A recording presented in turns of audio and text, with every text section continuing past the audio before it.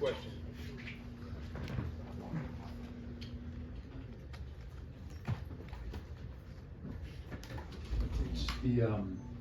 The process, the honor of wearing 77, we saw Seth this past week. How does that go down? How's it presented? Is it just a matter of fact that this week you will have the distinction and honor to represent our guy? We get told every Friday, and it's kind of judged throughout the week of who's got the best practices, who played to our standard last game. So, I mean, I'd love to wear it this week. It'd be an honor, but it's kind of just judged throughout the week and how we practice.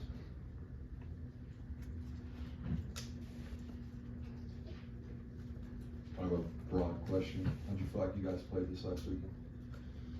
Up front or as a unit? You up front. Definitely a lot of room for improvement. We got to be more physical, get more movement, open up better holes for our backs to hit.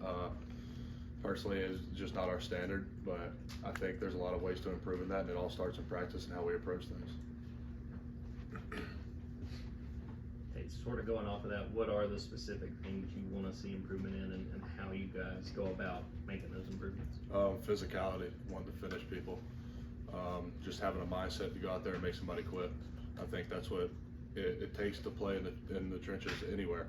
But I'd like to see that mindset out of all of us, and it be a consistent mindset, not just a once a week kind of thing, just kind of going out there and improving on something every day and working towards that.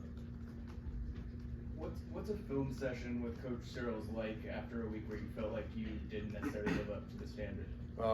There's no sugarcoating, straight to the point. He's going to tell you what you did wrong, tell you what you did good, and he's not going to beat around the bush. He's going to tell you how it is, and it's up to you how you take that. I've always been told hear the message, not the tone. So I think that's helped me a lot throughout this process, and I think it's helping our offensive line a lot throughout this process.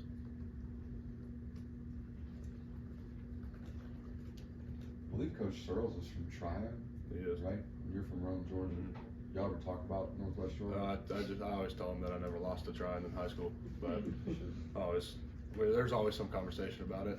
Talking about football, just life in general up there. He calls it God's country up there, so we have some kind of connection with that. Tate, I think it's been a while since we got an actual mullet update. Have you, is that continued to grow? Has it been cut? Does it get coiffed before the season? And do you still get as much attention for it as you did early on? It gets cut every now and then. I try to get the sides cut every other week, but I think it still gets a good bit of attention. I mean, I'm kind of tired of it by now, but hey, it comes with it, I guess. It gets hot when it's hot outside.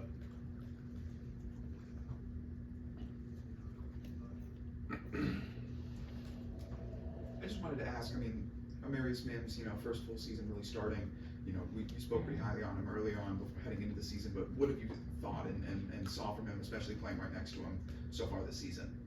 I think he's a physical freak. Like I said, from all of us, I'd like to see a mindset of finishing people, because I know he can do it better than anybody out there. I think he's a phenomenal player, but I would like to see him play with a mean streak, I think is what I'm looking for. But he's a great player, and I love playing next to him. Helps me out a lot. I try to help him out as much as I can, but I really enjoy playing next to him. Tate, what would your advice be to some of the offensive linemen who are going to be playing in their first SEC game on Saturday, just about what they're getting into and what they're going to be up against?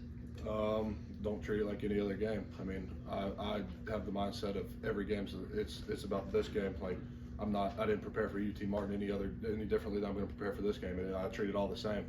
So I kind of try to pass that on to them. Don't make a bigger deal out of things than what they should be. Every game's a big game. Every game matters. Every game's important, and I try to view it as no game's bigger than any other. Do you want to follow up on the hair? Carson used to cut it. Does he still cut it, or has he graduated from that now? He cuts it every now and then, but not as consistently as he used to. Coach Simpson said that in week one, they loaded up the box, take away the run, so it's much easier to run for 50 yards than to block, throw, and catch. How frustrating does it get when you see that back-to-back weeks? I think saying that's kind of an excuse. I mean, good offensive line's going to figure out how to block that either way. So I think we just got to go out there and execute better and pick up on blocks. I mean, I think it's just a bunch of excuses saying people load the box, not being able to run the ball.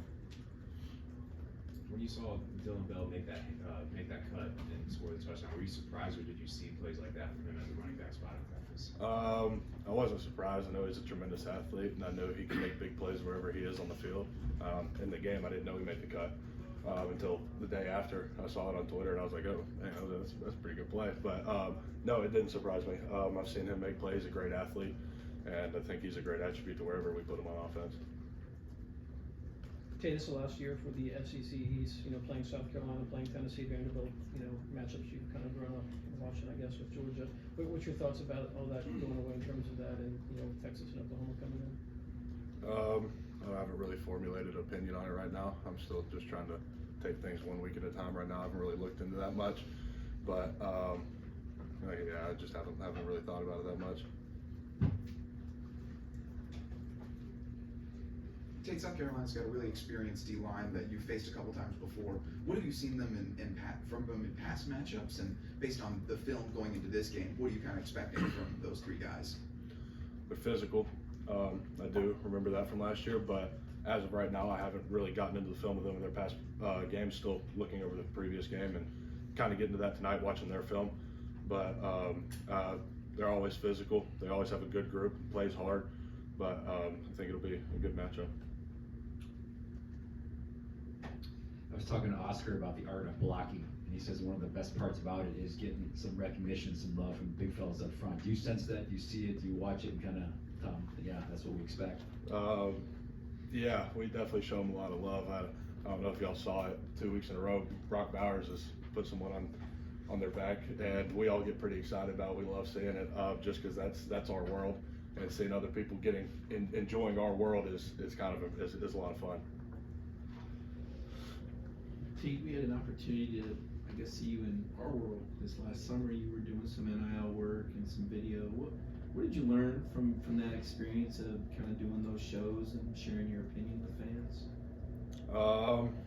Your words can be twisted. I think I kind of learned that the hard way. Got some backlash for some things I said, but it's a learning curve. Definitely a learning experience. I learned from it, but me and Zila had a lot of fun doing those, and it turned out to be really good for us, and we hope to keep that rolling. Any more questions for Tate? All right, Tate.